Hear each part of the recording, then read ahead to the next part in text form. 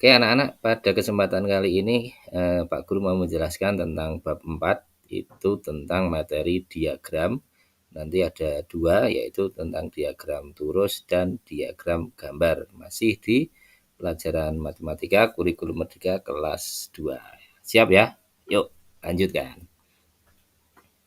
Oke, yang pertama Pak Guru mau menjelaskan diagram. Nah, diagram itu apa? Diagram adalah sebuah cara untuk menyampaikan atau menyajikan data. Jadi, diagram itu digunakan untuk menyampaikan sebuah data kepada orang lain. Sedangkan data itu apa, Pak Guru? Nah, data adalah catatan atas kumpulan fakta. Biar lebih mudah memahami, ini Pak Guru kasih contoh ya. Ini misalnya di murid kelas 2 berjumlah 17 siswa.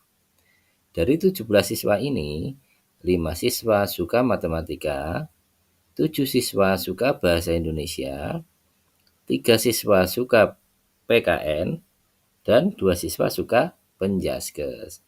Nah, dari keterangan ini, inilah yang disebut dengan data. Jadi, data murid kelas 2 ada 17 siswa, yang 5 siswa suka matematika, 7 siswa suka bahasa Indonesia, 3 siswa suka PKN, dan 2 siswa suka penjaskes. Nah, di dalam menyampaikan data ini, itulah yang disebut dengan diagram.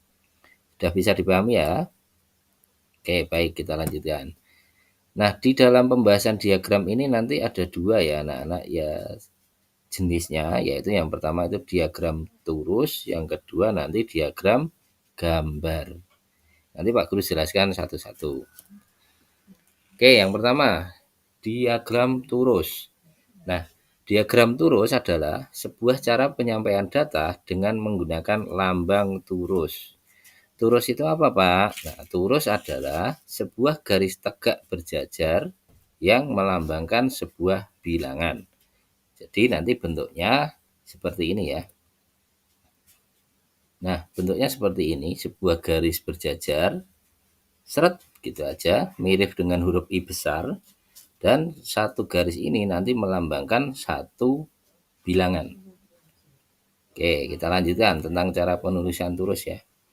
Nah, penulisan turus adalah seperti ini. Seret. Bisa disimak videonya. Mungkin sinyal di tempat Pak Guru sedang kurang bagus ya. Ini jadi videonya agak muter. Nah, cara penulisannya cuma sederhana sekali, yaitu membuat garis lurus saja seperti ini. Nah, satu garis ini nanti nilainya adalah 1 ya. Oke, kita lanjutkan. Nah, inilah keterangannya. Satu turus melambangkan satu bilangan. Jadi kalau kita mau melambangkan satu seperti ini, misalnya satu siswa, kita cukup membuat satu garis. Kalau kita ingin menulis 2 siswa, kita buat 2 garis. Nah, 3 siswa 3 garis dan selanjutnya. Nah, cara penulisannya adalah seperti ini ya. Bisa kita simak cara penulisannya mulai dari 1 sampai dengan 4. Kita tunggu dulu loadingnya ya.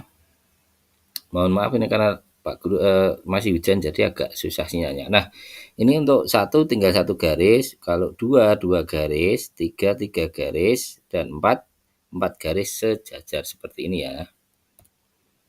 Yuk lanjut lagi. Nah, di dalam penulisan turus itu ada kriteria atau aturannya ya, yaitu setiap 5 turus nanti ditulis dengan cara 4 turus tegak dan 1 turus miring. Nah, ini kalau 4 turus kan seperti ini ya anak-anak. 4 garis sejajar. Nah, kalau 5 kita bikin 4 turus sejajar, kemudian turus yang kelima kita miringkan seperti ini. Kalau 6 sama, kita buat dulu 5, 4 tegak 1 miring, ditambah 1. Itu berarti 6. Kalau 7 sama, kita buat 5 turus, yang 1 miring, ditambahkan 2, jadi 7. Untuk 8 dan 9 sama ya, jadi kita bikin 5 dulu dengan 4 tegak dan 1 miring, kemudian kita tambahkan ya. Kalau tambah 3 berarti 8, kalau ditambah 4 itu 9. Oke, cara penulisannya seperti ini, nanti bisa disimak ya. Ini untuk menulis 5, jadi 4 tegak 1 miring. Kemudian kalau 6, bikin 5 dulu, ditambah 1. 7, bikin 5 dulu, ditambah 2. Terus untuk 8, kita tunggu dulu loadingnya.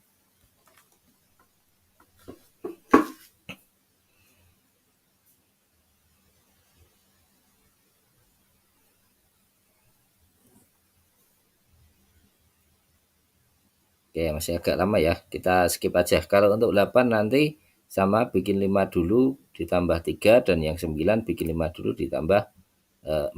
Nah, turus itu dikelompokkan setiap 5 turus dengan ketentuannya 4 turus tegak dan 1 turus miring. Tujuannya apa? Nah, tujuannya agar lebih mudah dalam menghitung. Ini contohnya seperti ini ya anak-anak. Ini kita punya 10, sama 10. Kita yang pertama kita jajarkan sebanyak 10. Kemudian yang cara penulisan kedua kita kelompokkan tiap 5-5. Nah, kalau kita sekilas kita lihat, maka untuk yang atas ini akan kesulitan karena kita harus menghitung satu-satu. Nah, kadang-kadang kelewatan ya. Tapi kalau dikelompokkan seperti ini, berarti kalau 4 tegak 1 miring berarti 5. Kalau ada 2 kelompok berarti 5 kali 2 itu 10. Jadi lebih mudah untuk menghitungnya. Oke, kita lanjutkan ya. Nah, seperti ini cara penulisan untuk 10 ya. Ini kalau kita tulis berjajar seperti ini itu kita kesulitan ya anak-anak. Karena kita harus menghitungnya satu-satu. Tapi kalau kita kelompokkan tiap 5, maka kita akan dengan mudah untuk menghitungnya. Misalnya ada 2 kelompok seperti ini. Nah, berarti itu kan 5 kali 2, berarti 10. Oke, bisa dipahami ya anak-anak ya. Ini insya Allah mudah karena anak-anak mungkin sering lihat ya penulisan turus ini biasa digunakan terutama kemarin kalau di pemilu kemarin digunakan untuk menghitung suara presiden. Nah, oke lanjut. Oke, sekarang kita mau belajar tentang menyimpulkan data. Jadi kita belajar ada sebuah data, nanti kita tulis menjadi diagram turus. Soalnya seperti ini. Ada 20 siswa di dalam sebuah kelas. Dari hasil wawancara diperoleh sebuah data bahwa ada 7 siswa yang suka brokoli, 4 siswa suka bayam, 6 siswa suka wortel, dan 3 siswa suka jagung. Tuliskan diagram turus dari data tersebut. Caranya seperti ini. Oke, kita lihat datanya dulu ya. Kita buat tabel diagram turusnya. Ada nama sayurannya, brokoli, bayam, wortel, dan jagung. Terus ini ada 7 siswa suka brokoli. Ada 7 siswa. Jadi kita nulis dulu 5 turus, 4 tegak, dan 1 miring. Untuk miringnya ini bebas, miring ke kanan boleh, ke kiri boleh. Yang penting 4 tegak, 1 miring. Ini 5, kemudian kalau 7 ditambah 2 turus lagi. Terus bayam ada 4 siswa. Kita tulis 4 tegak. Wortel ada 6 siswa. Kita buat dulu 5 dan ditambah 1. Terus jagung ada 3 anak. Jadi kita buat turus 3. Nah, seperti inilah cara kita menuliskan diagram turus dari sebuah data. Oke, bisa dipahami ya.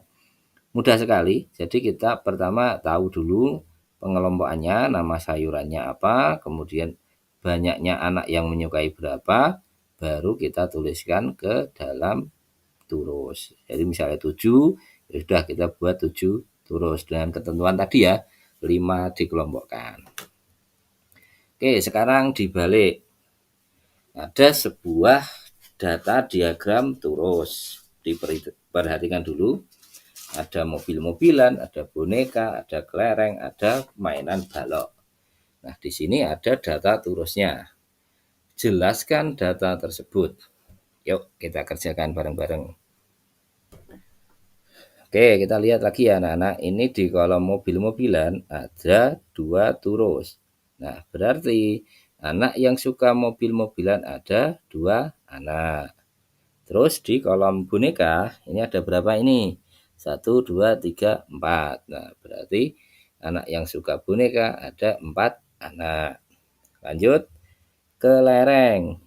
Kelereng, nah ini karena ada yang miring berarti ini jumlahnya 5 ditambah 1 berapa? Ya ada 6 anak yang suka kelereng. Terus terakhir mainan balok, ini ada yang miring berarti ini 5 terus ditambah 2 jadi 7 anak yang suka mainan balok ya. Bisa dipahami ya ini anak ya.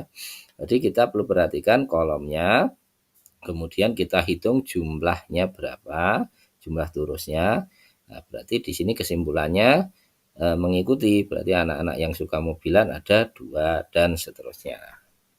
Oke, lanjut aja kita ke latihan soal-soal. Oke, soal yang pertama, ini ada diagram terus lagi tentang warna, ada merah, kuning, biru, kemudian jumlah turusnya ada, ini ada 11, 17, 22. Nah, pertanyaannya, warna apakah yang paling banyak disukai siswa? Ini mudah sekali, jadi nanti anak-anak tinggal perhatikan aja jumlahnya, nanti pasti tahu dan bisa menjawab. Yuk, jawabannya.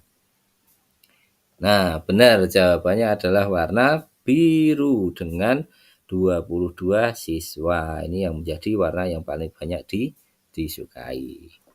Oke, lanjut soal kedua. Nah, ini ada lagi diagram terus, masih seputar warna ya, ada hijau, oranye, dan ungu. Terus pertanyaannya, berapakah selisih siswa yang suka warna ungu dan warna hijau? Diperhatikan, warna ungu dan warna hijau. Warna ungu ada berapa, warna hijau ada berapa, selisihnya berapa? Bisa mengerjakan? Yakin?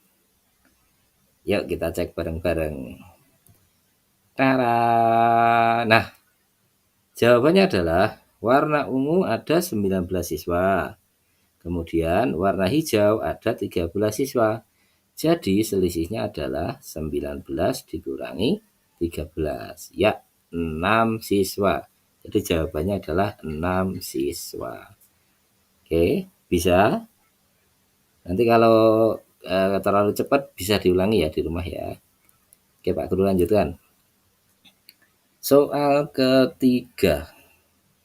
Nah, terdapat data sebagai berikut. Nah, susu coklat 10 siswa, pisang goreng 5 siswa, bakso 5 siswa, batagor 6 siswa, gulali 9 siswa.